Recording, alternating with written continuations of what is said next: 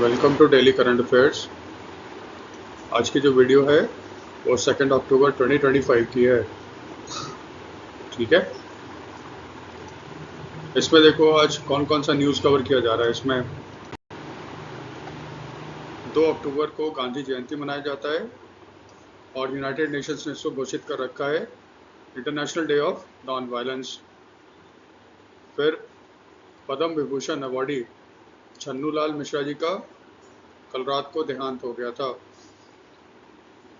RBI के governor Sanjay Malhotra ने by monthly monetary policy का अनाउंसमेंट किया है, जिसमें पॉलिसी रेपो रेट में कोई चेंजेस वगैरह नहीं किए गए हैं।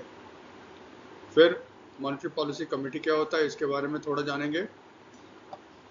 आशीष पांडे को अपॉइंट किया गया है यूनियन बैंक का सीईओ एंड एमडी। कल्याण कुमार को अपॉइंट किया गया है CEO and MD of the central Bank of India.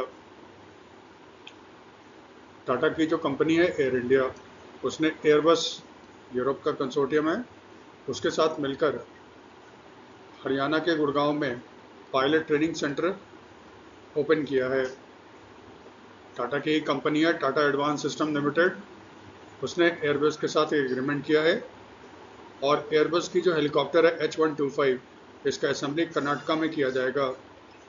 TASL Bharat की पहली प्राइवेट कंपनी होगी जो हेलीकॉप्टर बनाएगी। अभी तक हेलीकॉप्टर सिर्फ हिंदुस्तान एरोनॉटिक्स लिमिटेड बनाता है। फिर लेफ्टिनेंट जनरल वीरेंद्र वत्स को गवर्नमेंट ऑफ इंडिया ने एनसीसी का डायरेक्टर जनरल अपॉइंट किया है। आप जानते हो अमेरिका ने भारत पर टैरिफ लगा दिया है, जिसके कारण हमारे एक्सपोर्ट्स पे प्रॉब्लम हो रहा है। एक एक्सपोर्ट्स प्रमोशन स्कीम है RODTEP। इस स्कीम को गवर्नमेंट ऑफ इंडिया ने 6 मंथ के लिए बढ़ा दिया है और ये स्कीम अब लागू रहेगा 31 मार्च 2026 तक।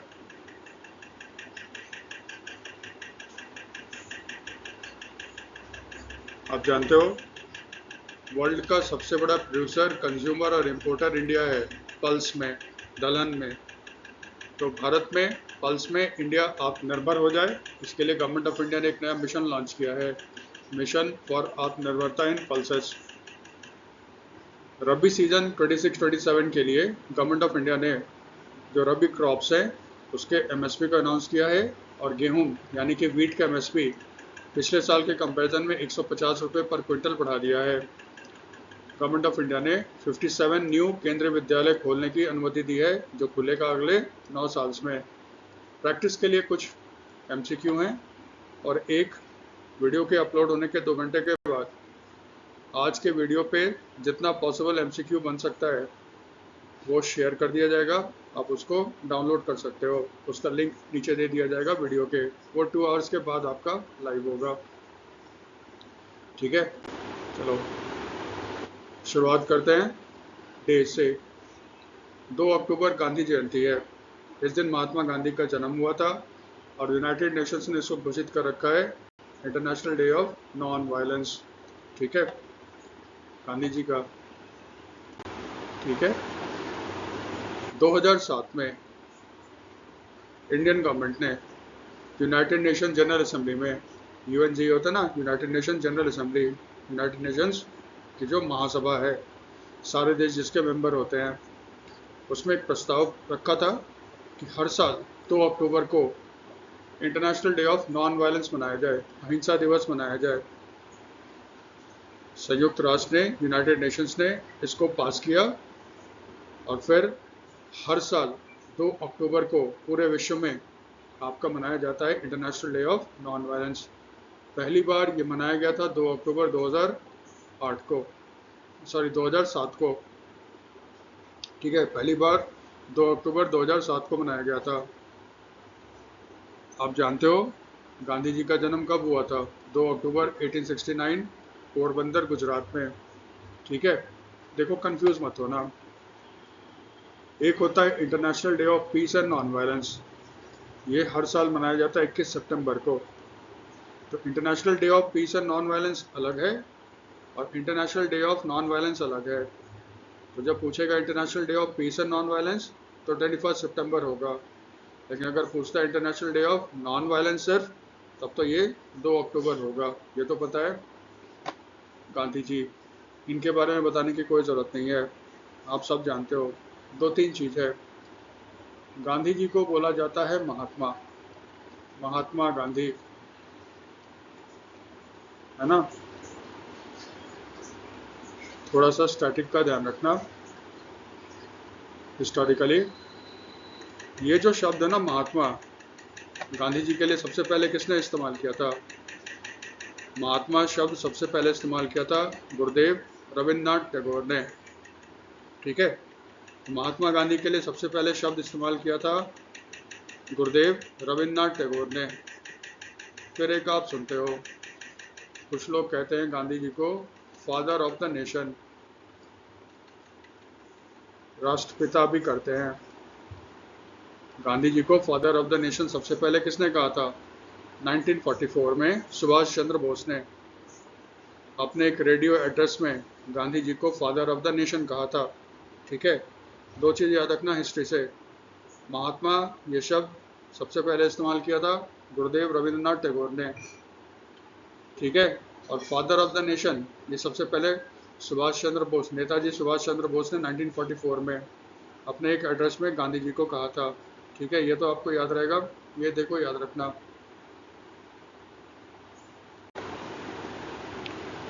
एक चीज़ याद रखिएगा, डेथ भी इम्पोर्टेंट होता है, ठीक है। जैसे पर्सन इन न्यूज़ क्या देते हैं ना, तो किसी आदमी का अपॉइंटमेंट हुआ, किसी ने अवार्ड जीता, किसी का डेथ हो गया, ये सारे काम के होते हैं। डेथ में हमेशा याद रखना, अगर कोई लेजेंड होंगे आर्ट से, आर्ट एंड कल्चर के, उसको ज़रूर याद रखना। 99.99% चांस है उनके बारे में पूछा जाएगा, ठीक है। तो पद्म विभूषण अवार्डी छन्नू लाल मिश्र जी का कल रात को देहांत हो गया मिर्ज़ापुर में, ठीक है। अब देखो, नॉर्मली ये सब नहीं पूछता वो कितने साल के थे तब उनका डेथ हो गया, क्या पूछता है छन्नू लाल मिश्रा जो थे वो किस प्रोफेशन से बिलोंग करते थे। ये हिंदुस्तानी क्लासिकल सिंगर थे जिनका डेथ हो गया कहाँ पे? मिर्ज़ापुर उत्तर प्रदेश में। ये देखो क्या होता है, जैसे भारत में क्लासिकल सिंगर होते हैं, क्लासिकल मतलब हिंदी में कहते हैं शास्त्रीय। तो जो क्लासिकल होता है ना, दो होता है, एक होता है हिंदुस्तानी,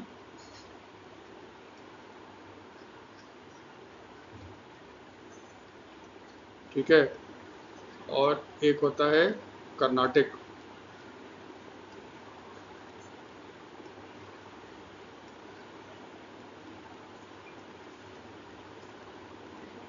हिंदुस्तानी नॉर्मली हो गया नॉर्थ इंडिया का, तो नॉर्थ इंडिया का होता है उसको हिंदुस्तानी बोलते हैं।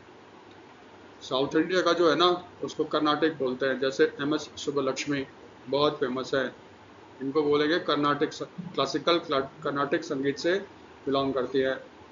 और फिर बिस्मिल्लाह खान, ये सब आपने सुना होगा। बिरजू महाराज, बिरजू महाराज तो डांसर हैं। बिस्मिल्लाह खान जो शहनाई बजाते थे, वो सारे हिंदुस्तानी कलाकार हैं। तो क्लासिकल म्यूज़िक को दो पार्ट में डिवाइड करते हैं, हिंदुस्तानी और कर्नाटक। छन्नू लाल मिश्रा जो थे ना वो हिंदुस्तानी क्लासिकल सिंगर थे, ये बनारस घराने के थे, ठीक है। घरानाज भी होता है, तो ये थे आपके बनारस घराने के। जैसे बनारस घराना, जयपुर घराना होता है, तो ये बनारस घराने के थे। और बहुत ही फेमस एक्सपोनेंट थे ठुमरी और ख्याल के, ये गाते थे। जैसे गिरजा देवी, ठुमरी में क्लासिकल हिंदुस्तानी म्यूज़िक में गिरजा देवी का नाम था। कहा जाता है गिरजा देवी स्कूल का जो ठुमरी गायक थे, शायद उसके अंतिम महान एक्सपोनेंट छन्नू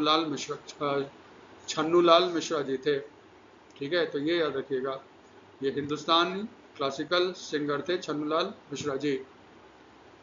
इनकी महारत किस में थी? ठुमरी और ख्याल, ठीक है। इनको बहुत सारा अवार्ड दिया गया था। 2010 में इनको पद्म भूषण, 2020 में इनको पद्म विभूषण दिया गया था। एक खासियत और था, 2014 का जो इलेक्शन हुआ था वाराणसी से, वहाँ से नरेंद्र मोदी खड़े हुए थे। और जैसे आप खड़े होते हैं ना किसी इलेक्शन में, तो आपको प्रपोजर और सेकेंडर चाहिए। प्रपोजर और सेकेंडर जो होगा वो उस कॉन्स्टिट्यूंसी का एक रजिस्टर्ड वोटर होगा। ठीक है। तो लोकसभा 2014 का जो इलेक्शन हुआ था वाराणसी से, उसमें 4 प्रपोजर थे। 4 में से जो नरेंद्र मोदी के नाम का प्रपोज किया था उसमें छन्नूलाल मिश्रा भी थे। ठीक है, यही याद रखिएगा आप, छन्नूलाल मिश्रा ये आएगा। फिर आरबीआई, उसने अपने पॉलिसी रेपो रेट में कोई चेंज नहीं किया। ये आरबीआई के 26th गवर्नर हैं। ठीक है, संजय मल्होत्रा जी। अब देखो, एक चीज़ याद रखना, इंडिया में इन्फ्लेशन कंट्रोल करने के लिए और डेवलपमेंट को पुश करने के लिए जो पॉलिसी आरबीआई बनाता है उसको कहा जाता है मॉनेटरी पॉलिसी, मौद्रिक नीति। और यही पॉलिसी जब गवर्नमेंट ऑफ इंडिया बनाएगा तो फिर उसको कहा जाएगा फिस्कल पॉलिसी। तो इन्फ्लेशन कंट्रोल और देश में विकास को पुश करने के लिए, डेवलपमेंट के पर्पज़ के लिए जो पॉलिसी गवर्नमेंट ऑफ इंडिया बनाता है उसको कहते हैं फिस्कल, राजकोषीय नीति। और अगर ये आरबीआई बना रहा है तो उसको कहते हैं मौद्रिक नीति या मॉनेटरी पॉलिसी। याद रखना, हर 2 महीने के बाद आरबीआई अपना मॉनेटरी पॉलिसी रिव्यू करता है। ठीक है, तो इसका मतलब मॉनेटरी पॉलिसी कितने दिनों के बाद अनाउंस किया जाता है? याद रखना, ये अनाउंस किया जाता है बाई मंथली। इसका मतलब एक फिजिकल ईयर में कितने आते होंगे बाई मंथली मॉनेटरी पॉलिसी? कम से कम 6 तो आते ही आते होंगे, है ना। और अगर इमरजेंसी हो तो बीच में भी एक अनाउंस कर देते हैं ये आरबीआई। तो याद ये रखना, मॉनेटरी पॉलिसी जो आरबीआई बनाता है वो हर 2-2 महीने पे अनाउंस किया जाता है। ठीक है, ये जो होते हैं मॉनेटरी पॉलिसी, वो उसके लिए गवर्नमेंट ऑफ इंडिया ने बना रखा है MPC, monetary policy committee for RBI. ये रेकमेंड करता है पॉलिसी रेपो रेट और फिर आरबीआई उसके हिसाब से अनाउंस करता है। एमपीसी थोड़ा देर में देखते हैं, पहले देखते हैं उसने क्या क्या अनाउंस किया। एमपीसी ने रेकमेंड किया है, मॉनेटरी पॉलिसी कमेटी ने, इस बार आरबीआई के जो रेट्स हैं उसमें कोई चेंजेस नहीं होंगे, ना ही कोई रिजर्व, ठीक है, रेशियोज में कोई चेंज होंगे। रिजर्व रेशियोज में आता है सीआरआर और एसएलआर। आरबीआई कहता है कोई चेंज नहीं होगा रेपो रेट्स में। पहला, पॉलिसी रेपो रेट, ये कहता है कितना रहेगा? 5.50%। इसका मतलब कुछ चेंज नहीं हुआ है। पॉलिसी रेपो रेट देखो क्या होता है, पॉलिसी रेपो रेट को ना नीतिगत रेपो रेट भी बोलते हैं हिंदी में। पॉलिसी रेट को, रेपो रेट को ओवरनाइट रेट्स भी बोलते हैं। ओवरनाइट क्यों? क्योंकि ये वो रेट है जिसपे आरबीआई कमर्शियल बैंक्स को 24 आवर्स के लिए लोन देता है अगेंस्ट गवर्नमेंट सिक्योरिटीज़। हम लोग टिपिकल डेफिनेशन पे अभी नहीं जा रहे हैं। ठीक है, तो ये वो रेट है जिसपे आरबीआई कमर्शियल बैंक्स को शॉर्ट टर्म का मतलब यहाँ पे 24 आवर्स का होता है, उस पर वो उसको लोन प्रोवाइड करता है अगेंस्ट गवर्नमेंट सिक्योरिटीज़। ठीक है, गवर्नमेंट बॉन्ड्स के खिलाफ। कोई चेंज नहीं हुआ है। एक होता है फिक्स्ड रिवर्स रेपो रेट, वो है 3.35। फिक्स्ड रिवर्स रेपो रेट क्या होता है? जिस रेट पे आरबीआई बैंक से 24 आवर्स के लिए डिपॉजिट एक्सेप्ट करता है, आप तो कह सकते हैं लोन लेता है या डिपॉजिट एक्सेप्ट करता है अगेंस्ट गवर्नमेंट सिक्योरिटीज़, उसको कहते हैं फिक्स्ड रिवर्स रेपो रेट। इसका मतलब पॉलिसी रेपो रेट में बैंक पैसा लेता है आरबीआई से और इसके बदले गिरवी में आरबीआई के पास रखता है गवर्नमेंट सिक्योरिटीज़, गवर्नमेंट बॉन्ड्स को। फिक्स्ड रिवर्स रेपो रेट उल्टा होता है, इसमें आरबीआई बैंक से पैसा लेता है डिपॉजिट के रूप में, लेकिन इसके बदले आरबीआई गवर्नमेंट सिक्योरिटीज़ को गिरवी रखता है बैंक्स के लिए, बैंक्स के पास। Policy repo rate, fixed reverse repo rate, ये दोनों आपके होते हैं 24 आवर्स के लिए। अब देखो यहाँ पे है एचडीएफ, स्टैंडिंग डिपॉजिट फैसिलिटी। हमेशा याद रखना, स्टैंडिंग डिपॉजिट फैसिलिटी जो होगा वो हमेशा रेपो रेट से 0.25% कम होगा। ये फिक्स फार्मूला है। ठीक है, इसका मतलब पॉलिसी रेपो रेट अगर 5.5 है तो फिर स्टैंडिंग डिपॉजिट फैसिलिटी कितनी होगी? 5.25 आपका होगा। देखो स्टैंडिंग डिपॉजिट फैसिलिटी क्या है, स्टैंडिंग डिपॉजिट फैसिलिटी वो रेट है जिसके आधार पे बैंक्स अगर चाहे तो अपना पैसा जमा कर सकते हैं किसके पास, आरबीआई के पास। ठीक है, तो फिर फिक्स्ड रिवर्स रेपो रेट में भी तो बैंक अपना पैसा जमा करते हैं आरबीआई के पास 24 आवर्स के लिए। तो फिर दोनों में फ़र्क क्या है? ठीक है, देखो, फिक्स्ड रिवर्स रेपो रेट ये हमेशा ओपन रहेगा। इसका मतलब बैंक्स जब चाहे फिक्स्ड रिवर्स रेपो रेट पे अपना पैसा डिपॉजिट कर सकते हैं विद आरबीआई। ठीक है, क्योंकि डिपॉजिट कर रहे हैं ना, तो आरबीआई के लिए ये आपका होगा लोन। तो फिर लोन में कुछ गिरवी रखना पड़ता है। तो फिक्स्ड रिवर्स रेपो रेट पे जब आरबीआई बैंक से पैसा लेता है तो आरबीआई बैंकों के पास गवर्नमेंट बॉन्ड्स को गिरवी के रूप में रखता है। स्टैंडिंग डिपॉजिट फैसिलिटी जो है ना, ये हमेशा ओपन नहीं रहता। ये आरबीआई को जब लगेगा मार्केट में बहुत ज़्यादा लिक्विडिटी है, बैंक्स बहुत ज़्यादा लोन दे रहे हैं और इससे इन्फ्लेशन बढ़ने का खतरा है, तब वो स्टैंडिंग डिपॉजिट फैसिलिटी को ओपन करता है। बैंक्स को कहता है आप अपना फालतू का पैसा मेरे पास जमा कर दो, हम इस पे आपको ब्याज कितना देंगे, 5.25% पर एनम। ठीक है, पर एनम का रेट होता है सारा। लेकिन फिक्स्ड रिवर्स रेपो में आरबीआई बैंक्स को गिरवी के रूप में क्या रखता था, government securities. Standing deposit facility में आरबीआई बैंक्स के पास कुछ भी गिरवी नहीं रखता। ठीक है, इतना समझ लो क्यों करता है ऐसा, बैंक को क्या फ़ायदा होता है, अभी छोड़ देते हैं, एक अलग सा बनाएंगे इसमें वीडियो। फिर एक होता है marginal standing facility. Marginal standing facility या एमएसएफ, हमेशा याद रखना ये 0.25% एक्स्ट्रा होगा to the policy repo rate. इसका मतलब अगर पॉलिसी रेपो रेट 5.5 है तो एमएसएफ कितना होगा, प्लस 0.25 जोड़ दो, 5.75 होगा। एमएसएफ देखो क्या है, देखो बैंक्स को जब भी पैसे की ज़रूरत है शॉर्ट टर्म के लिए, बैंकों के पास पैसे की कमी हो गई, बैंकों को जब भी पैसे की ज़रूरत होगी वो जाके आरबीआई से पॉलिसी रेपो रेट पे पैसा उठा सकता है। ठीक है, उसमें भी लिमिटेड ही होता है, वो बैंक के एनडीटीएल्स के परसेंटेज के हिसाब से ही देते हैं आरबीआई। अगर अब बैंक्स को और पैसा चाहिए, अब पॉलिसी रेपो रेट का उनका कोटा ख़त्म हो गया, तब उनके पास ऑप्शन है ना, वो inter bank call money market में जाके पैसे ले सकते हैं। Inter bank call money market भी 24 आवर्स का होता है और यहाँ पे एक बैंक नॉर्मली दूसरे बैंक को पैसे देते हैं। सपोज करो inter bank call money market में भी पैसे की कमी है, वहाँ पे रेट्स ज़बरदस्त भाग गए, तो जब कॉल रेट्स बहुत ज़्यादा बढ़ जाएगा तो बैंक को सस्ता पैसा चाहिए। तब आरबीआई कहता है जब कहीं से पैसा ना मिले मेरे पास आ जाओ, हम आपको मार्जिनल स्टैंडिंग फैसिलिटी में लोन प्रोवाइड करेंगे, लेकिन इसमें आपको थोड़ा एक्स्ट्रा पेमेंट करना पड़ेगा। एक्स्ट्रा पेमेंट कितना होगा, जितना पॉलिसी रेपो रेट है उससे 0.25% एक्स्ट्रा आपको हमें देना पड़ेगा। ये होता है एमएसएफ। ठीक है, अब देखो दूसरा होता है बैंक रेट। बैंक रेट और एमएसएफ आरबीआई कहता है दोनों बराबर होंगे।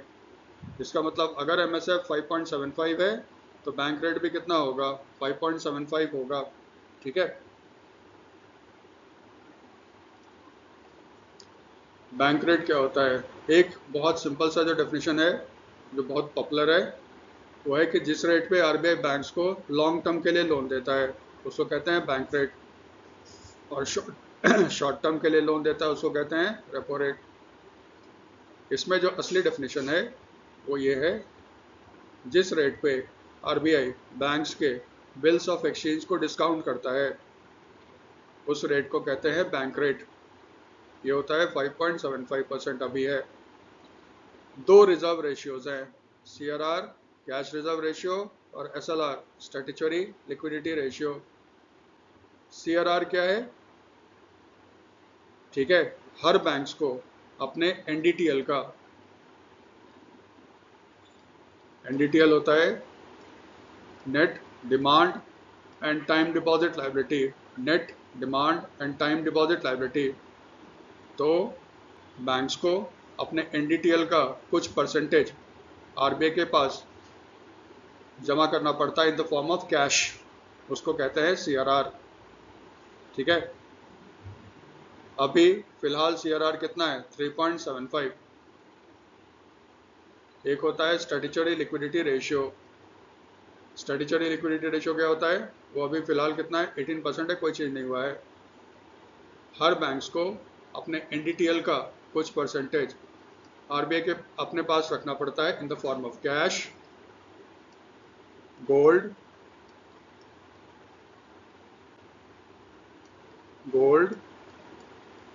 And approved government securities, unencumbered government securities होते हैं। ठीक है, दोनों में cash reserve ratio, statutory liquidity ratio में कॉमन चीज क्या है? दोनों रिजर्व रेशियोज हैं। दोनों मॉनेटरी पॉलिसी के टूल है जिससे RBI मार्केट में पैसे का फ्लो बढ़ा सकता है या घटा सकता है। दोनों परसेंटेज होते हैं net demand and time deposit liabilities of the banks, NDTL के। अंतर क्या है? CRR में रखा जाता है कैश में विथ RBI। SLR में किसके पास रखा जाता है? बैंक्स खुद रखते हैं in the form of cash, gold and unencumbered government securities या गवर्नमेंट सिक्योरिटीज। ये डिफरेंस होता है CRR और SLR में। फिर RBI वो ना हर मॉनेटरी पॉलिसी रिव्यू में इंडिया के जो कमिंग फाइनेंशियल, जो जिस फाइनेंशियल ईयर का मॉनेटरी पॉलिसी है उसमें इंडिया का ग्रोथ रेट क्या रहेगा उसका फोरकास्ट करेगा। इस बार RBI ने फोरकास्ट को बढ़ा दिया। पिछले मॉनेटरी पॉलिसी में उसने कहा था भारत का ग्रोथ रेट होगा 6.5%, इस बार बढ़ा के उसने कर दिया 6.8। यहाँ पे फिर रिपीट कर रहे हैं 100 BPS, BPS होता है basis point, is equal to 1%। इसका मतलब उसने 0.3% ग्रोथ रेट को बढ़ा दिया, 30 BPS से उसने बढ़ा दिया। 30 BPS इज इक्वल टू 0.3%। जबकि कल देखो एशियन डेवलपमेंट बैंक का ही जो रिपोर्ट आया था उसमें भारत के ग्रोथ रेट को कम कर दिया था। ये कल वाले वीडियो है, उसमें है आपका एशियन डेवलपमेंट बैंक, IMF और वर्ल्ड बैंक का कल वाले वीडियो है, काइंडली उसको भी चेक कर लीजिएगा। और नेशनल स्टैटिस्टिकल ऑर्गेनाइजेशन के हिसाब से 2024-2025 में इंडियन इकोनॉमी का ग्रोथ रेट कितना था? 6.5% था। ठीक है, इसको याद रखना है। इसमें एक डिटेल से अलग से बनाएंगे एक वीडियो, बहुत सी जो और भी इसमें किया है RBI ने। आप हमेशा सुनते होंगे monetary policy committee of RBI की मीटिंग हो रही है। मॉनेटरी पॉलिसी कमेटी ने ये डिसाइड किया, फिर आएंगे आपके RBI के गवर्नर और कहेंगे मॉनेटरी पॉलिसी ने ये डिसाइड किया है कि इस बार रेपो रेट में कोई चेंज नहीं करेंगे।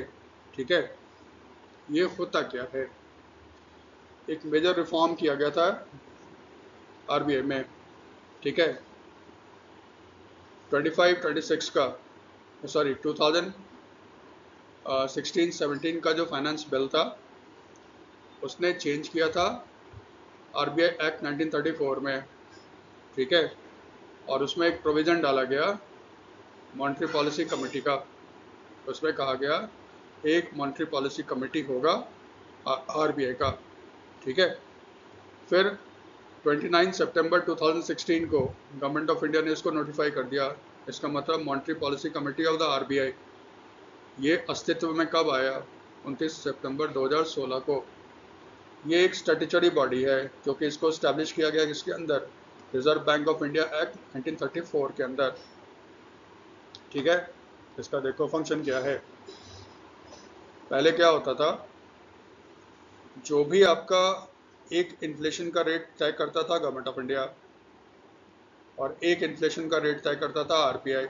फिर अपना अपना पॉलिसी बनाते थे। इन्फ्लेशन को कंट्रोल करने के लिए गवर्नमेंट बनाता था फिस्कल पॉलिसी, RBI बनाता था मॉनेटरी पॉलिसी। दोनों में कोऑर्डिनेशन में प्रॉब्लम्स होते थे। बाद में गवर्नमेंट ऑफ इंडिया ने क्या किया? उसने कहा इन्फ्लेशन का टारगेट हम सेट करेंगे, ऑफ कोर्स RBI से कंसल्टेशन करके। ठीक है, और फिर RBI जो मॉनेटरी पॉलिसी बनाएगा वो इन्फ्लेशन के टारगेट के हिसाब से अपना मॉनेटरी पॉलिसी बनाएगा। गवर्नमेंट ऑफ इंडिया ने क्या कहा, जो हम इन्फ्लेशन का टारगेट सेट कर रहे हैं, आपके पास +2% -2% का लीवे है। सपोज करो एग्जांपल है, गवर्नमेंट ने सेट कर दिया इन्फ्लेशन का रेट 5%, एग्जांपल है।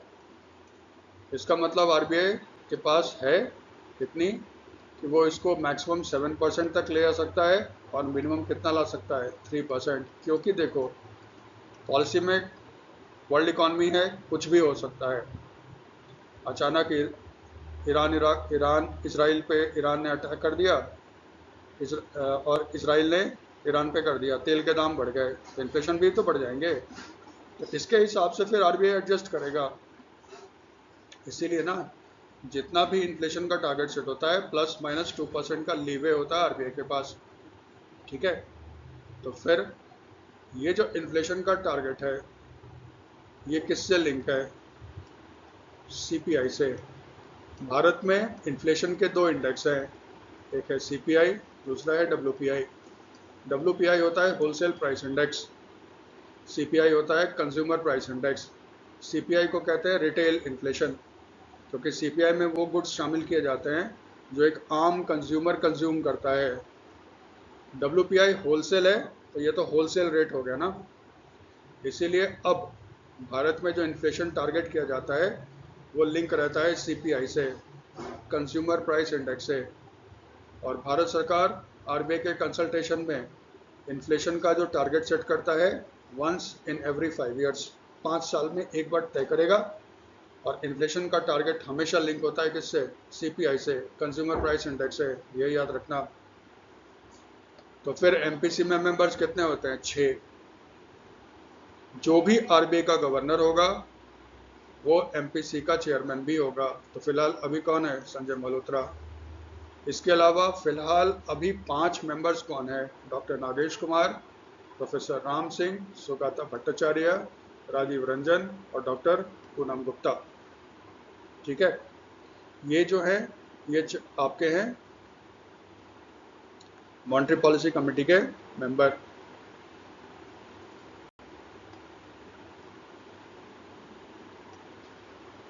ठीक है,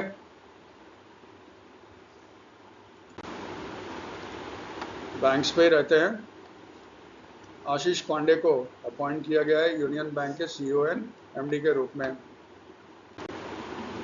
ठीक है, जो appointment committee of the cabinet, ACC, जिसके हेड होते हैं प्राइम मिनिस्टर, और जिसके मेंबर अभी और दूसरे मेंबर हैं अमित शाह, होम मिनिस्टर और मिनिस्टर फॉर कोऑपरेशन। ठीक है, एसीसी की मीटिंग हुई और जो आशीष पांडे साहब हैं, इनका अप्रूवल कर दिया गया as the CEO and managing director of the Union Bank. ये फिलहाल अभी ईडी है बैंक ऑफ महाराष्ट्र के। आशीष पांडे का टर्म होगा 3 इयर्स। ठीक है, थोड़ा सा यूनियन बैंक के बारे में। यूनियन बैंक इस्टेब्लिश हुआ था 1911 में, उस समय एक प्राइवेट कंपनी थी। 1969 में गवर्नमेंट ऑफ इंडिया ने 14 पब्लिक प्राइवेट बैंक्स को नेशनलाइज कर दिया था। इसका मतलब उसका ओनरशिप प्राइवेट सेक्टर से गवर्नमेंट ऑफ इंडिया के पास ट्रांसफ़र हो गया और सारे के सारे बन गए सरकारी बैंक, गवर्नमेंट ऑफ इंडिया के बैंक बन गए। 14 में से एक बैंक था आपका यूनियन बैंक ऑफ इंडिया। इसका मतलब यूनियन बैंक ऑफ इंडिया का मालिक कौन है, गवर्नमेंट ऑफ इंडिया। ठीक है, आप जानते हो 1 अप्रैल 2020 में आंध्रा और कॉरपोरेशन बैंक को मर्ज कर दिया गया था with the Union Bank of India. Union Bank of India का हेडक्वार्टर कहाँ है, मुंबई, और इसका टैगलाइन क्या है, good people to bank with. ये स्टैटिक वाला पोर्शन है, इसको याद रखिएगा। फिर उसी दिन कल्याण कुमार को अपॉइंट किया गया as the CEO and MD of Central Bank of India.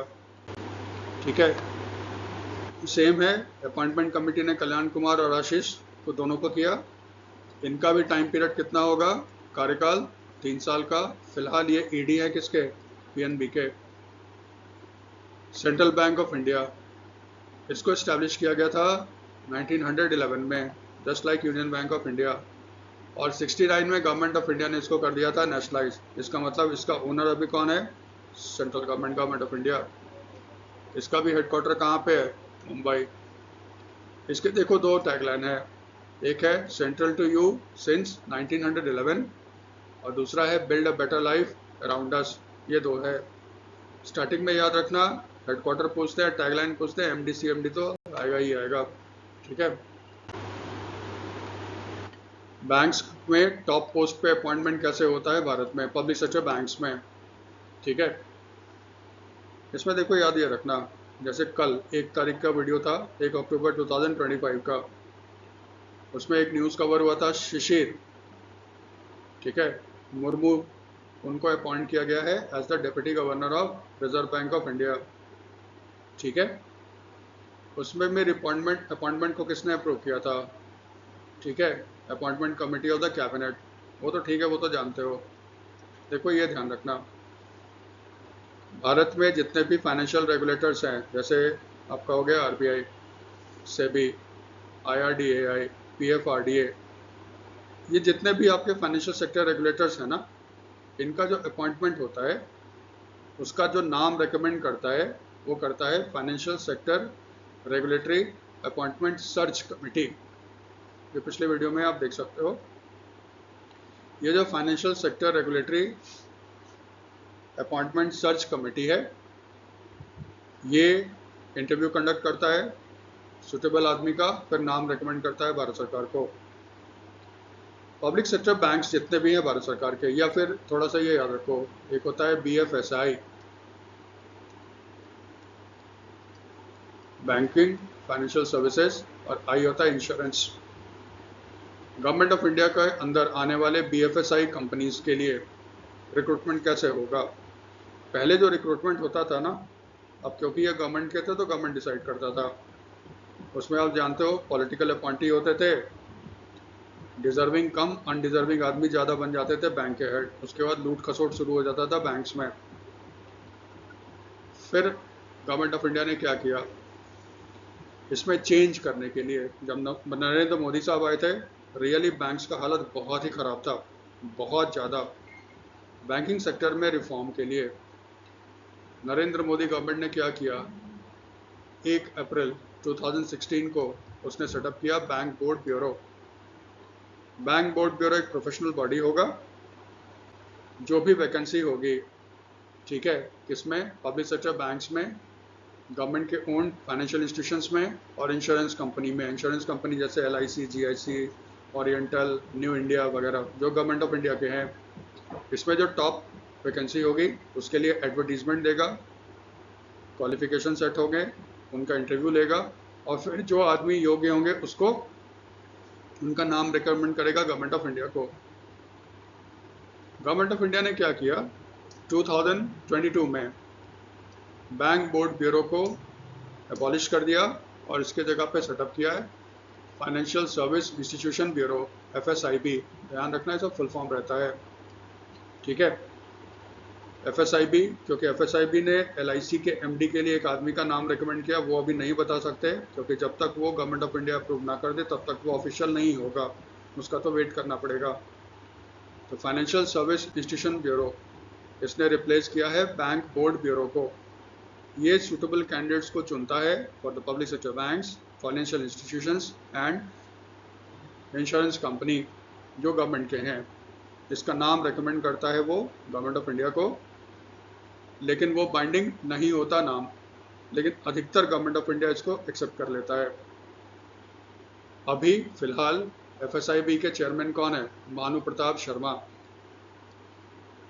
ठीक है, भानु प्रताप शर्मा जो फॉर्मर रिटायर्ड आईएएस ऑफिसर हैं। ये याद रखिएगा पब्लिक सेक्टर बैंक्स में एफएसआईबी क्या होता है।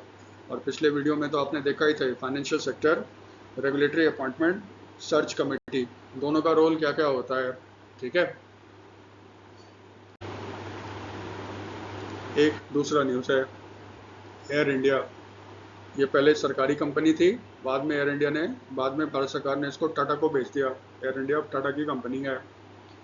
एयर इंडिया और एयरबस जो एक यूरोपियन कंपनी है, दोनों ने मिलकर एक पायलट ट्रेनिंग सेंटर सेटअप किया इन हरियाणा। ये देखो सिमुलेशन सेंटर है। सिमुलेशन का मतलब होता है ना, इसमें कंप्यूटराइज्ड होगा, आपको एक रियल इन्वायरमेंट दिया जाएगा, एक कॉकपिट बना दिया जाएगा एरोप्लेन का, फिर आपको सिखाया जाएगा कैसे टेक ऑफ करना है, लैंड करना है, इस सिचुएशन में क्या करना है, उस सिचुएशन में क्या करना है। तो भारत में पहला ट्रेनिंग सेंटर एयरबस का एयर इंडिया के साथ मिलकर सेटअप हुआ है इन गुड़गांव हरियाणा। ठीक है, इसका नाम है advanced pilot training centre. Setup कहाँ हुआ है? गुड़गांव हरियाणा में। इसको कल 1 अक्टूबर को ऑफिशियली इनॉग्रेट किया था union minister of civil aviation K Ram Mohan Naidu. ये टीडीपी के हैं, तेलुगु देशम पार्टी के हैं। ठीक है, इसमें फिलहाल A320 और A35 जो प्लेन्स हैं एयरबस के, उसके लिए पायलट्स को ट्रेनिंग दिया जाएगा। इस पर लगभग 1000 करोड़ रुपए खर्च हुए हैं और उम्मीद है अगले 10 साल में लगभग 5000 पायलट्स को ट्रेन किया जाएगा। ऐसे याद रखना। एयरबस एक एविएशन कंपनी है, इसका 2 बिजनेस है। ये सिविलियन एयरक्राफ्ट भी बनाता है, मिलिट्री भी बनाता है। ठीक है, वर्ल्ड का सबसे बड़ा जो एयरक्राफ्ट मैन्युफैक्चरर है वो बोइंग है, कमर्शियल। बोइंग के बाद सेकंड नंबर पे आपका आता है एयरबस। एयरबस जो है ना, इसका ओनर कौन है? German, French, Spanish, European aeronautics defence and space company and Britain BAE systems. इसका मतलब 4 देश इसमें इन्वॉल्व हैं यूरोप के, जर्मनी, फ्रांस, स्पेन और ब्रिटेन। ये 4 देशों ने मिलकर आपका बनाया है एयरबस। और मेन बनाने का कारण क्या था? बोइंग को टक्कर देना। बोइंग अमेरिकन कंपनी है। ठीक है, एयरबस उसका हेडक्वार्टर कहाँ पे है? ब्लैगनाक, फ्रांस में। ठीक है, ये याद रखिएगा। फिर एयरबस पे ही रहते हैं, एयरबस हेलीकॉप्टर भी बनाता है। ये देखो, उसका एक मॉडल है H125। ठीक है, TASL, Tata advance system limited, ये टाटा ग्रुप की एक कंपनी है। उसने एयरबस के साथ एक समझौता किया है जिसमें H125 जो मॉडल है एयरबस का, उसको मैन्युफैक्चर किया जाएगा इन कर्नाटका। ये न्यूज़ था, देखो ऐसे याद रखना। चलो न्यूज़ पहले देख लें। Tata advance system limited TASL will set up India's first private sector helicopter final assembly line in Vemagol, Kolar district of Karnataka। Manufacture क्या करेगा? एयरबस का 1H125 मॉडल। ऐसे याद रखना। भारत में हेलीकॉप्टर बनता है, भारत में हेलीकॉप्टर जो है ना वो बनाता है हाल हिंदुस्तान एरोनॉटिक्स लिमिटेड। ये गवर्नमेंट ऑफ इंडिया का है। ये जो हेलीकॉप्टर बनाता है, एक तो है आपका ध्रुव,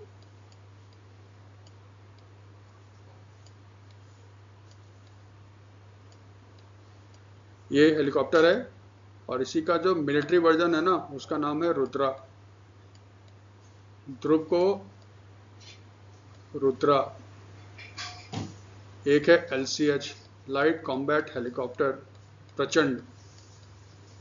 तो भारत में एक है हेलीकॉप्टर आपका ध्रुव, ये बेसिकली सिविलियन एयरक्राफ्ट है।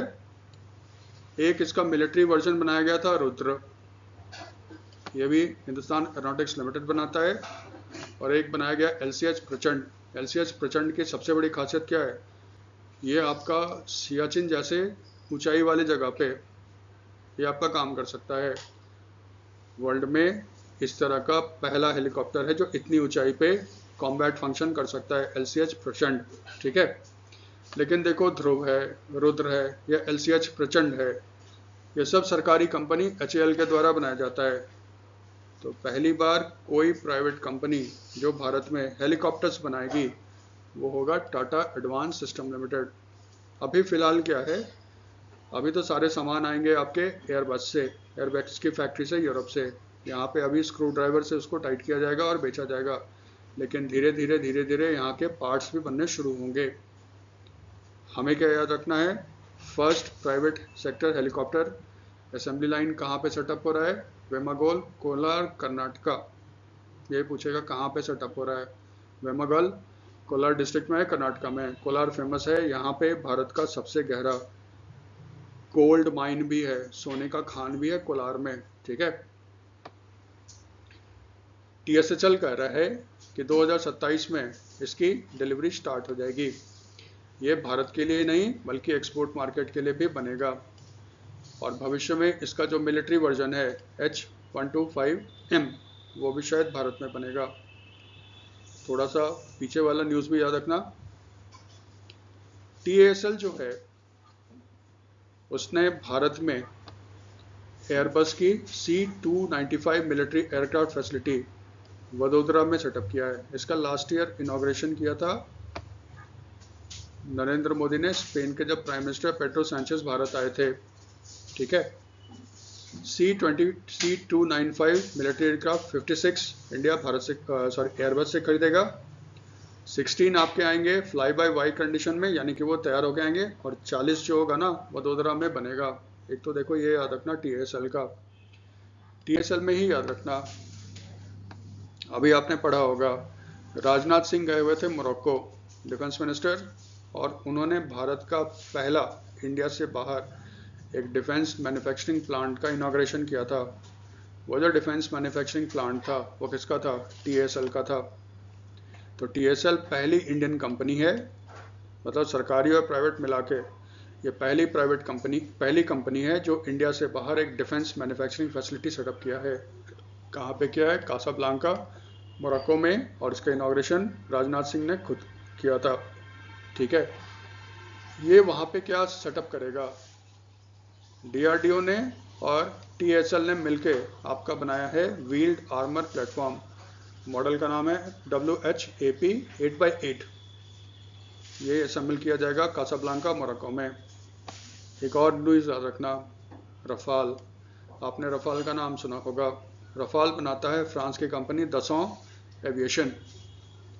दसॉ एविएशन ने आपका एग्रीमेंट साइन किया है TSL के साथ, जिसमें रफाल का जो फ्यूलसाज होगा, फ्यूलसाज मतलब बॉडी, वो आपका बनाया जाएगा इन हैदराबाद।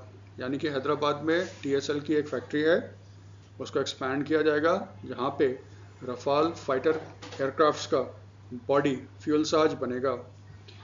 ये फ्रांस से बाहर रफाल का पहला मैन्युफैक्चरिंग फैसिलिटी है, जहाँ पे रफाल का फ्यूजलाज बनेगा, यानी कि उसकी बॉडी बनेगी, ठीक है। ये TSL में 3 चीज़ याद रखिएगा। 3 क्या 4 हो गया, हेलीकॉप्टर एयरबस वाला, फिर ये मोरक्को वाला, तीसरा आप याद रखना ये रफाल वाला, ठीक है, और चौथा C295 जो प्लेन बनेगा इन वडोदरा। CEO और MD कौन है TSL के? सुकर्ण सिंह। इसका हेडक्वार्टर कहाँ पे है? हैदराबाद। और ये कहने की ज़रूरत नहीं है, TSL टाटा ग्रुप की एक कंपनी है, डिफेंस में ही रहते हैं। गवर्नमेंट ऑफ इंडिया ने लेफ्टिनेंट जनरल वीरेंद्र वत्स को अपॉइंट किया as the new director general of the National Cadet Corps. यही लेफ्टिनेंट जनरल वीरेंद्र वत्स हैं। लेफ्टिनेंट जनरल वीरेंद्र वत्स, उन्होंने रिप्लेस किया किसको? लेफ्टिनेंट जनरल गुरबिरपाल सिंह को, ठीक है। देखो हमेशा याद रखना, NCC जो है ये मिलिट्री कैडेट कॉर्प्स है भारत के ट्राई सर्विस का, यानी कि आर्मी, नेवी और एयरफोर्स के, ठीक है। लेकिन इसका कमांड हमेशा इंडियन आर्मी के लेफ्टिनेंट जनरल के पास रहता है, वही इसको कमांड करते हैं। तो इंडियन आर्मी इसको कमांड करता है NCC को, जो लेफ्टिनेंट जनरल के रैंक के होंगे। इसीलिए देखो लेफ्टिनेंट जनरल वीरेंद्र वत्स को अपॉइंट किया गया as the director general of National Cadet Corps, ठीक है। थोड़ा सा कुछ इंपॉर्टेंट स्टैटिक पॉइंट है, उसके लिए कुछ पॉइंट्स डालें। ये जो लेफ्टिनेंट जनरल वीरेंद्र वत्स हैं, इन्होंने अपनी पढ़ाई कहाँ पे की है? National defence academy Khadakwasla. ये सब देखो स्टैटिक पोर्शन, इसलिए इसको डाला है। नेशनल डिफेंस एकेडमी खड़गवासला जो है ये पुणे महाराष्ट्र में है। Indian military academy Dehradun Uttarakhand में है। College of defence management Secunderabad जो तेलंगाना में है। नेशनल डिफेंस कॉलेज नई दिल्ली जो न्यू दिल्ली में है। लेफ्टिनेंट जनरल वीरेंद्र वत्स 19 कुमाऊं रेजिमेंट के हैं, ठीक है। ये ना national defence academy, Indian military academy, ये सिर्फ स्टैटिक वाला पोर्शन है, इसलिए इसको डाल दिया, इसको थोड़ा ध्यान रखना है। ठीक है, अब थोड़ा एनसीसी के बारे में जान लो। एनसीसी एक स्टैट्यूटरी बॉडी है। 1948 में उस समय जो हमारा पार्लियामेंट था, एक्चुअली पार्लियामेंट तो आज जो पार्लियामेंट देख रहे हो 52 में बना था, क्योंकि इलेक्शंस तो तभी हुए थे ना, 1951-52 में। उस समय कॉन्स्टिट्यूएंट असेंबली ऑफ इंडिया था, जो पार्लियामेंट के रूप में भी काम कर रहा था, संविधान सभा। उसने एक लॉ पास किया, नेशनल कैडेट कॉर्प्स एक्ट 1948, ठीक है, जिसके तहत 15 जुलाई 1948 को फॉर्मली एनसीसी का गठन किया गया। ठीक है, ये याद रखना एनसीसी का। लेकिन एनसीसी का जो डे है ना, वो मनाया जाता है कब? 4th Sunday of November. NCC day 4th Sunday of November क्यों मनाते हैं? देखो, एनसीसी जो है ना, ये पहले से ही है, ब्रिटिश के टाइम पे ही बना था। एनसीसी का जो पहला यूनिट था, उसको दिल्ली में रेज किया गया था। कब? 23 नवंबर 1947 को। ठीक है, और 23 नवंबर 1947 नवंबर मंथ का चौथा संडे था। तब से हर साल नवंबर मंथ का जो फोर्थ संडे होगा, उसको भारत में सेलिब्रेट किया जाता है as a National Cadet Corps या एनसीसी डे के रूप में। ये याद रखना। एनसीसी का मोटो क्या है? Unity and discipline. और इसके फर्स्ट डायरेक्टर जनरल कौन थे? कर्नल गोपाल गुरुनाथ बेबूर, जो बाद में इंडियन आर्मी के चीफ भी बने थे। ठीक है, ये एनसीसी में याद रखिएगा। Next news. Government of India ने RODTEP स्कीम को 6 महीने के लिए और बढ़ा के इसको कर दिया 31 मार्च 2026 तक। पहले तो RODTEP स्कीम के फुल फॉर्म के बारे में जान लो। स्कीम का फुल फॉर्म है remission of duties and taxes on exported products. ये स्कीम को लैप्स होना था 30 सितंबर 2025 को। गवर्नमेंट ने नोटिफिकेशन निकाला है, मिनिस्ट्री ऑफ फाइनेंस ने, क्योंकि टैक्स का मामला है ना, और इसको 6 महीने और 31 मार्च 2026 तक बढ़ा दिया है। क्वेश्चन ऐसे पूछेगा, एक तो full form remission of duties and taxes on exported products, दूसरा पूछेगा इसको कब तक के लिए बढ़ा दिया गया है। तो इसको बढ़ा दिया गया 6 मंथ के लिए 31 मार्च 2026 तक। इस स्कीम को कौन इम्प्लीमेंट कर रहा है? इस स्कीम को इम्प्लीमेंट करता है central board of indirect tax and custom, CBIC, जो मिनिस्ट्री ऑफ फाइनेंस के अंदर आता है। ठीक है, ये जो स्कीम है, इसको लॉन्च किया गया था 1 जनवरी 2021 को, जिसने रिप्लेस किया merchandise exports from India scheme को। तो 1 जनवरी 2021 को इसको लॉन्च किया गया था और इसने रिप्लेस किया था MEIS, merchandise export from India scheme को। ठीक है, देखो ये है क्या, गवर्नमेंट ऑफ इंडिया ने बहुत सारे टैक्स इंसेंटिव स्कीम लॉन्च किया है, जिसमें भारत में कंपनीज को टैक्स में छूट दी जाती है ताकि उनका सामान सस्ता हो और इंडिया का एक्सपोर्ट बढ़े। उसी टैक्स इंसेंटिव स्कीम में से एक है RODTEP।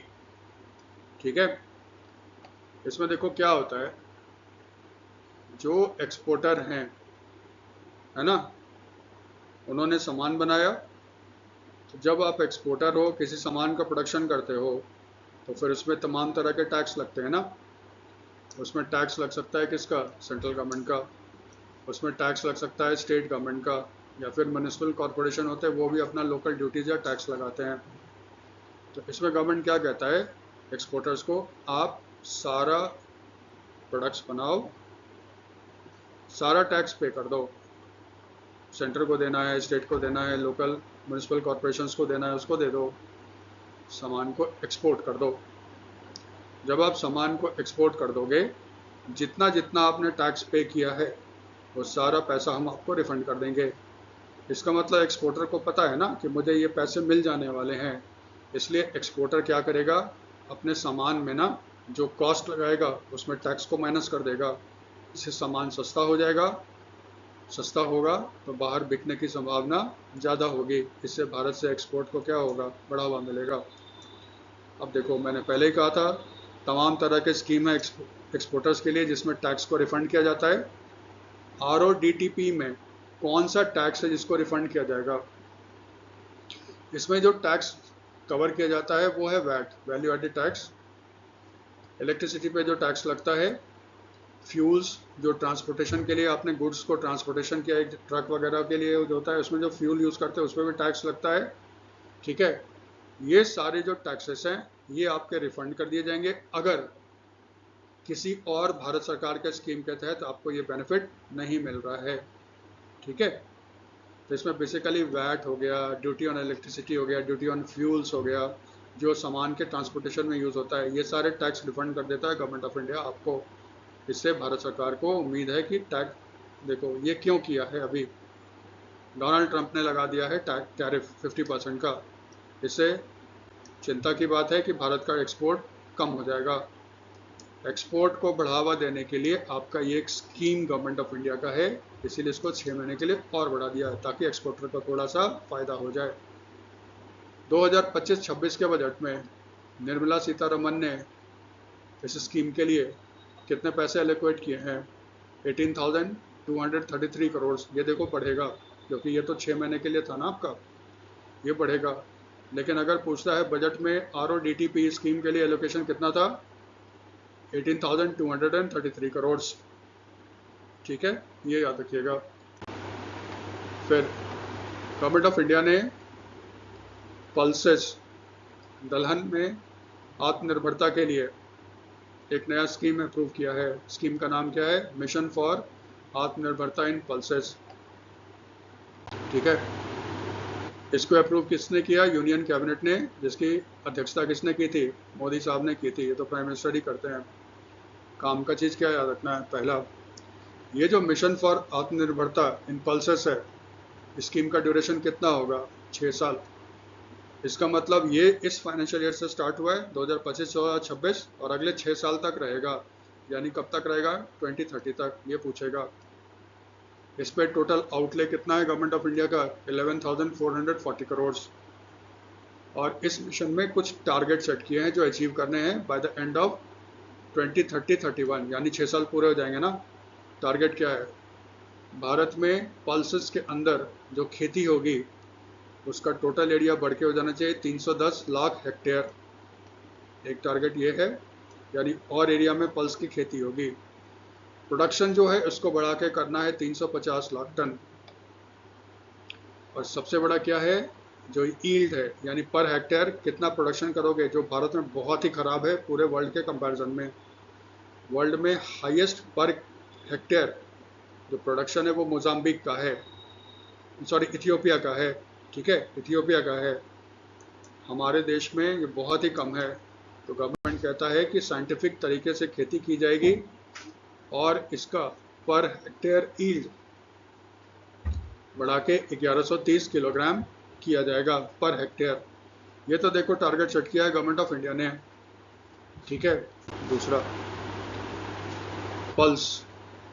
पल्स की स्थिति क्या है? पल्स की जब बात करते हैं ना, इसमें दाल, चना, सोयाबीन, राजमा सब चीज़ शामिल होता है। ठीक है, दुनिया का सबसे बड़ा प्रोड्यूसर, कंज्यूमर और इंपोर्टर पल्स का भारत है।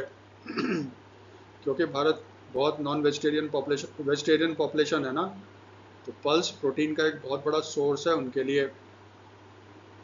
गवर्नमेंट ऑफ इंडिया के हिसाब से भारत में सबसे ज़्यादा पल्स का प्रोडक्शन किस स्टेट में होता है? MP फर्स्ट है, सेकंड महाराष्ट्र है, थर्ड राजस्थान है, फोर्थ पे उत्तर प्रदेश है, फिफ्थ पे कर्नाटका है, फिर गुजरात और आंध्रा है। फर्स्ट कौन है? महाराष्ट्र, मध्य प्रदेश। 2024-25 में भारत ने कितना पल्स का इंपोर्ट किया? 7.34 मिलियन टन्स।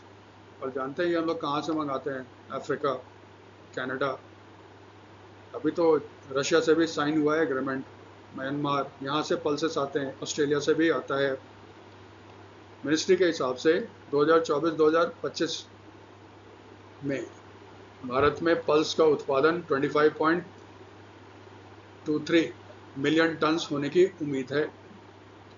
और एग्रीकल्चर मिनिस्ट्री ने टारगेट सेट किया है ये जो आपका 25-26 का जो क्रॉप ईयर चल रहा है ना, 25-26, इसमें पल्स का प्रोडक्शन टारगेट होगा 27 मिलियन टन। तो ये भी याद रखना, टारगेट कितना है भारत सरकार ने सेट किया है फॉर प्रोडक्शन ऑफ पल्स इन 25-26, ठीक है। प्लस जो आत्मनिर्भरता इन पल्स है उसमें गवर्नमेंट ने कितने सेट किए हैं, कितने पैसे खर्च किए, कितना ड्यूरेशन है, ये याद रखना है। फिर गवर्नमेंट ऑफ इंडिया ने जो रबी सीजन है 26-27 का मार्केटिंग सीजन, उसमें एमएसपी अनाउंस किया है। और उसमें तो आप मेन क्रॉप तो वीट होता है ना, ठंड में तो वीट लगेगी, उसका एमएसपी पर क्विंटल 150 रुपये बढ़ा दिया है गवर्नमेंट ऑफ इंडिया ने। यही डिटेल है। देखो, cabinet committee on economic affairs, CCEA full form याद रखिएगा, cabinet committee on economic affairs, इसका भी चेयरमैनशिप किसने किया होगा, मोदी साहब ने। उसने अप्रूव कर दिया है MSP, minimum support price for all mandated rabi crops for marketing season 26-27। Bharat में जो क्रॉप्स का मार्केटिंग सीजन होता है वो जो आपका होता है जुलाई से जून, ठीक है। तो जुलाई से जून वाला जो सीजन है उसके लिए इसने ये स्टार्ट किया है आपका, ठीक है, रबी क्रॉप्स ऑफ मार्केटिंग सीजन 26-27। यानी कि अब जो लगेगा ना आपका गेहूं, उसके लिए ये अनाउंस किया गया है। सबसे ज़्यादा जो अनाउंस हुआ है एमएसपी वो हुआ है सैफ्लावर्स, इसको हिंदी में ना कुसुम कहते हैं। ये तिलहन है एक तरह का, कुसुम इसको कहा जाता है, कुसुम सैफ्लावर, जिसमें इंक्रीज हुआ है 600 rupees per quintal as compared to last year. उसके बाद दूसरा सबसे ज़्यादा जो इंक्रीज हुआ है वो हुआ है मसूर की दाल में, लेंटिल्स में। लास्ट ईयर के कंपैरिजन में 300 रुपीज़ पर क्विंटल इसको बढ़ाया गया है। और वीट कितना बढ़ाया गया है, 150 रुपीज़ पर क्विंटल।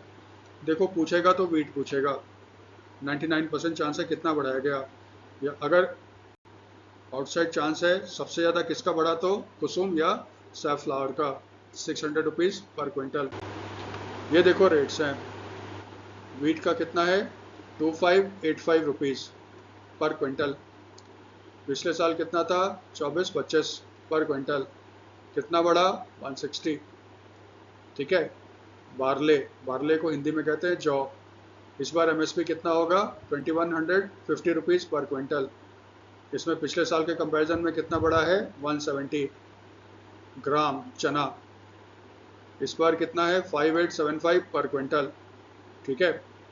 पिछले साल के कंपैरिजन में कितना बढ़ा है 225 rupees.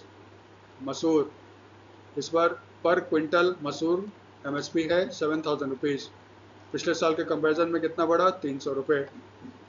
Rapeseed and mustard, rapeseed और सरसों, इसका एमएसपी है 6200 रुपीज़ पर क्विंटल, और पिछले साल के कंपैरिजन में बढ़ा है ये 250 रुपीज़ पर क्विंटल।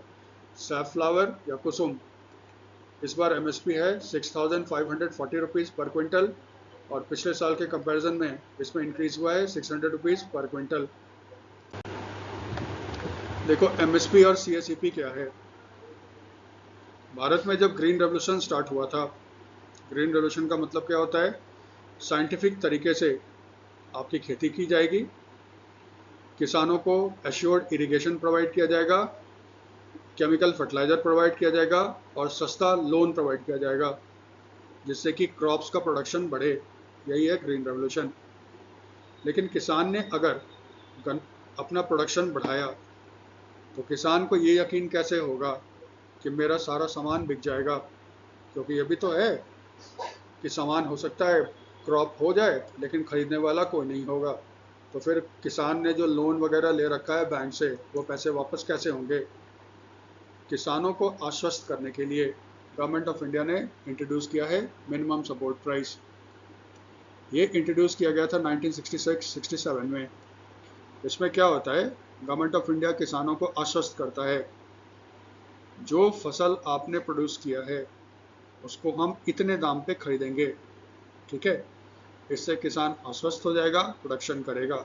लेकिन याद रखना, हर किसान से हर फसल खरीदने का गवर्नमेंट पे बाउंडेशन नहीं है। इसका मतलब गवर्नमेंट हर किसान से फसल नहीं खरीदता, वो अपने रिक्वायरमेंट के हिसाब से खरीदता है। और कुछ ही फसल खरीदे जाते हैं इसके तहत, ये याद रखिएगा। तो फिर एमएसपी कितना होना चाहिए, ये कौन डिसाइड करेगा? गवर्नमेंट ने क्या किया है, उसने एक सेटअप किया है CACP, commission on agriculture cost and price. ये जो CACP है, commission on agriculture cost and price, इसको सेटअप किया गया था 1965 में, और ये आता है under the union ministry of agriculture and farmer welfare. CACP में एक्सपर्ट्स बैठे होते हैं, वो कैलकुलेट करते हैं किसान अगर प्रोडक्शन करेगा तो लेबर में इतना खर्चा होगा, बीज पे इतना खर्चा होगा, पानी पे इतना खर्चा होगा, फिर पंपिंग सेट पे इतना खर्चा होगा, वो सारा खर्च जोड़ते हैं, प्लस इतने का प्रॉफिट होना चाहिए। उसके बाद वो रेकमेंड करते हैं भारत सरकार को कि इतना MSP होना चाहिए। याद रखना, CACP जो MSP रेकमेंड करता है भारत सरकार को, भारत सरकार उसको मानने के लिए बाउंड नहीं है, बाध्य नहीं है, मान भी सकता है, नहीं भी मान सकता। 99.9% केस में भारत सरकार मान लेता है, लेकिन मना भी कर सकता है। ठीक है, तो एक CACP ठीक है, commission agriculture cost and price. CACP के अंदर 22 क्रॉप्स हैं जिसपे MRP होता है, और गन्ना उस पर fair and remunerative price announce किया जाता है, FRP। तो शुगर केन पर MSP नहीं होता, उसमें फेयर एंड रेम्यूनरेटिव प्राइस होता है। तो शुगर केन को अगर छोड़ दें तो टोटल कितने क्रॉप्स हैं जिसपे MSP अनाउंस किया जाता है, वो है 22 क्रॉप्स। ठीक है, जो CACP रेकमेंड करता है, याद रखना। क्रॉप्स कौन कौन है? सीरियल्स में आते हैं व्हीट, पैडी, बार्ली, रागी, मेज, शोरगम, पर्ल, मिलेट्स हो गए। ठीक है, पल्सेस में दलहन में आता है चिकपी, ये हम लोग ग्राम भी बोलते हैं, तूर दाल, मूंग, उड़द और लेंटिल, मसूर हो गया। ऑयल सीड्स, तिलहन में आएगा सोयाबीन, सीजन होता है तिल, सनफ्लावर, सूर्यमुखी, पीनट, मूंगफली, रैपसीड, सनफ्लावर, नीचर सीड्स। और कमर्शियल क्रॉप्स में आता है कोपरा, नारियल, शुगरकेन, कॉटन और रॉ जूट। इस पे अनाउंस किया जाता है। गवर्नमेंट ऑफ इंडिया ने 57 न्यू केंद्रीय विद्यालय जो अगले नेक्स्ट साल में बनेगा उसको अप्रूवल दे दी है। ठीक है, 57 केंद्रीय विद्यालय बनेंगे अगले 9 साल में। ठीक है, लेकिन ये नेक्स्ट फाइनेंशियल ईयर से स्टार्ट होगा, यानी 26-27 से अगले 9 साल में भारत में 57 न्यू केंद्रीय विद्यालय बनेंगे under the civilian sector. Civilian मतलब डिफेंस सेक्टर के लिए नहीं होगा, उसके अंदर नहीं आएंगे ये जो 57 केंद्रीय विद्यालय बनेंगे, इस पर टोटल खर्च कितना होगा? 5862.55 करोड़। और ये तो है ही, अगले 9 साल में बनेंगे स्टार्टिंग फ्रॉम 26-27। पिछले साल दिसंबर 2024 में गवर्नमेंट ऑफ इंडिया ने 85 न्यू केंद्रीय विद्यालय को अप्रूवल दिया था। इसका मतलब 85 पिछले साल दिसंबर 2024 में और 57 इस साल, ये आपके हो गए। तो टोटल कितने हो गए? 147 हो गए ना आपके नए केंद्रीय विद्यालय बनेंगे। केंद्रीय विद्यालय बेसिकली किसके लिए बनाए जाते हैं? इसमें उन एम्प्लॉयज़ के बच्चे पढ़ते हैं जो गवर्नमेंट ऑफ इंडिया के लिए काम करते हैं, या central government public sector undertaking में काम करते हैं, army, navy, air force, coast guard में काम करते हैं, या फिर पैरामिलिट्री फोर्सेस में काम करते हैं। ये उनके लिए बनाया गया है। इसको स्टार्ट कब किया गया था? नवंबर 1962 में। और ये किसके अंदर आता है? Under the union ministry of education. ठीक है, फिर आगे हम लोग MCQ सेक्शंस पे, आज के न्यूज़ पे कुछ रिवीजन करते हैं MCQ का। पहला question, Chhannulal Mishra ji who recently passed away belong to which profession? Chhannulal Mishra ji जिनका अभी निधन हो गया था, वो किस प्रोफेशन से बिलोंग करते हैं? ऑप्शन ए है, he was a renowned sitar player, he was a renowned Hindustani classical singer, he was a famous painter, he was the governor of Rajasthan, none of this. किस प्रोफेशन से बिलोंग करते हैं? आप जानते हो आंसर क्या होगा? He was a renowned Hindustan classical singer, thumri और ख्याल के और बनारस घराने के थे। Question number 2, Airbus has set up a pilot training center in Gurgaon, Haryana in collaboration with which Indian company? Airbus ने एक पायलट ट्रेनिंग सेंटर खोला है गुड़गांव हरियाणा में किस इंडियन कंपनी के साथ मिलकर? पहला ऑप्शन है Adani defence and aerospace limited, B है एयर इंडिया, सी है स्पाइसजेट, डी है Tata advance system limited, E है none of these.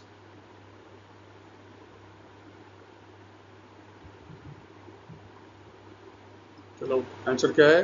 Air India. Question number 3, where is Tata advance system limited setting up the manufacturing plant to assemble Airbus H125 helicopters in India? Tata advance system limited Bharat में Airbus H125 helicopter plant के assembly के लिए plant कहाँ पे setup कर रहा है? Option A है वेमगल कर्नाटका, ऑप्शन बी है हैदराबाद तेलंगाना, सी है वडोदरा गुजरात, डी है बेंगलुरु कर्नाटका, ई है नन ऑफ दीज।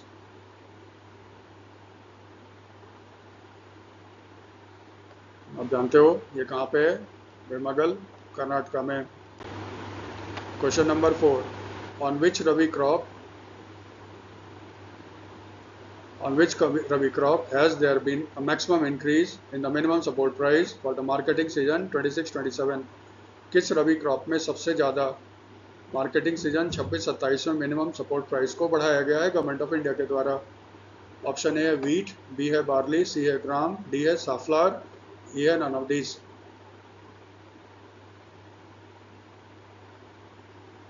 आप जानते हो आंसर क्या है? साफ्लावर्स।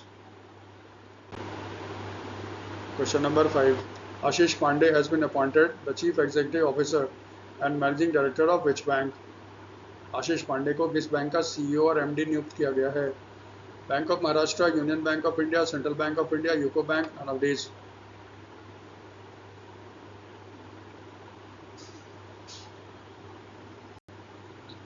आप जानते हो आंसर क्या है? Union Bank of India. आज के सारे वीडियो का एमसीक्यू बनाया जाएगा और उसको ड्राइव में आपके साथ शेयर कर दिया जाएगा।